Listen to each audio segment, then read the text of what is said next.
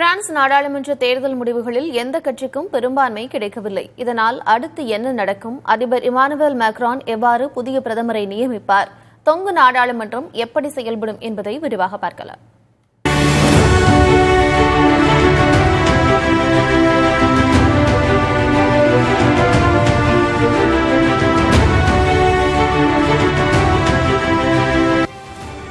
France நாடாளுமன்ற தேர்தலில் மொத்தமுள்ள 577 இடங்களில் அறுதி பெரும்பான்மையை பெற ஒரு கட்சி அல்லது கூட்டணி குறைந்தபட்சம் 289 இடங்களை பெற வேண்டும்.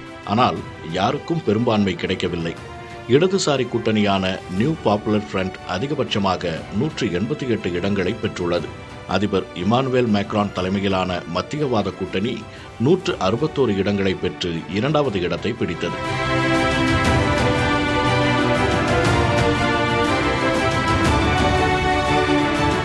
ஆட்சியை பிடிக்கும் என்று கணிக்கப்பட்ட தீவிர வலதுசாரி தலைவர் மெரின் லெ பென் தலைமையிலான தேசிய பேரணி கூட்டணி 142 இடங்களில் வெற்றி பெற்றது.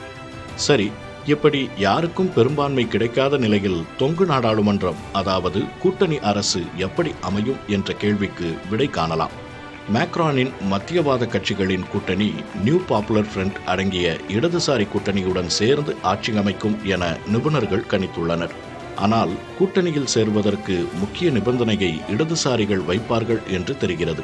குறிப்பாக 2023இல் மேக்ரான் அரசு ஓய்வூதிய வயதை 62இலிருந்து 64ஆக உயர்த்தியது. இதை இடதுசாரிகள் திரும்ப பெற வலியுறுத்தக்கூடும். இச்சூழலில் இடது மற்றும் வலதுசாரி கூட்டணியில் உள்ள சில கட்சிகளை சேர்த்துக்கொண்டு மேக்ரானின் மத்தியவாத கூட்டணி மைனாரிட்டி அரசை அமைக்கும் என்று கூறப்படுகிறது.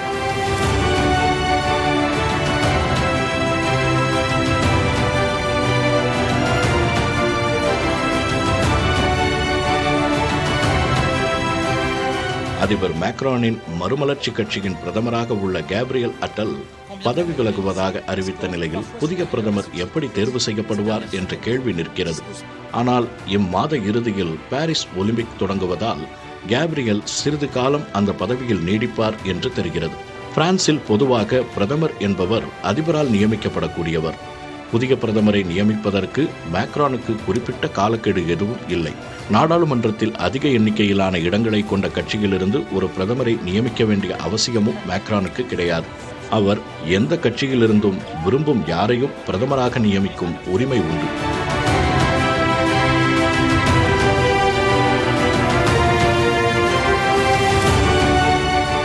ஆனால் கூட்டணி அரசை உருவாக்கும் போது அதிக இடங்களை பெற்ற நியூ பாப்புலர் ஃப்ரண்ட் கூட்டணியிலிருந்து பிரதமரை நியமிக்க வேண்டிய சூழல் மேக்ரானுக்கு உள்ளதாக நிபுணர்கள் கூறுகிறார்கள்.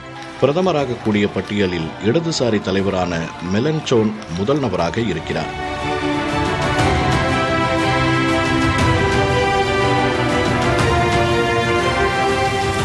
பத்திரிகையாளரும் திரைப்பட தயாரிப்பாளருமான பிராங்கோயிஸ் ரஃபின் சோசியலிஸ்ட் கட்சியின் போரிஸ் பல்லாட் அல்லது கட்சி சார்பற்றவராக லாரன் பர்கர் ஆகியோர் ரேஸில் உள்ளனர்.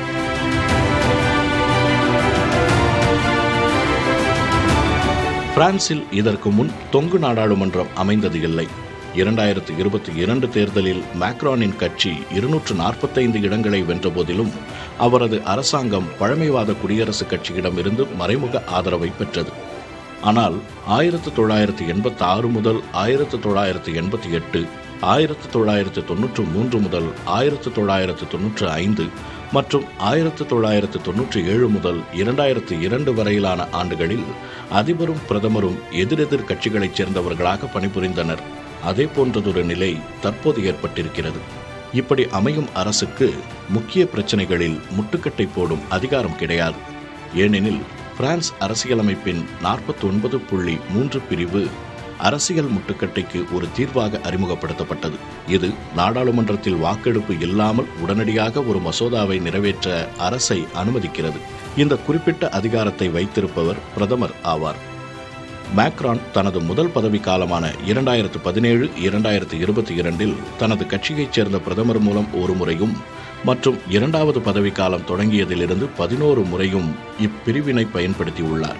இந்த மசோதாவை ஏற்கவில்லை என்றால் எம்பிக்கள் 24 மணி நேரத்திற்குள் நம்பிக்கையில்லா வாக்கெடுப்புக்கு கோரலாம்.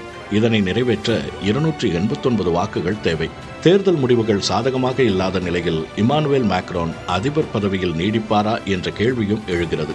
அவரது பதவிக்காலம் 2027 முடிவடைகிறது. முன்னதாகவே பதவி விலக விரும்பவில்லை என்று கடந்த ஜூன் மாதம் அறிக்கை மூலம் மேக்ரான் தெளிவுபடுத்தினார். வெளியுறவு கொள்கையின் மீதும் இராணுவத்தின் மீதும் மேக்ரானுக்கு அதிகாரத்தை அரசியலமைப்பு வழங்கியுள்ளது. தேர்தலில் இடதுசாரி கூட்டணியின் வெற்றி என்பது மேக்ரானை பலவீனப்படுத்துவதை குறிப்பதாகவும் முன்கூட்டியே அதிபர் தேர்தலை நடத்தவும் மேக்ரான் முன்வரலாம் என்றும் கணிக்கிறார்கள் நிபுணர்கள். புதிய தலைமுறைக்காக GS பாலமுருகன்.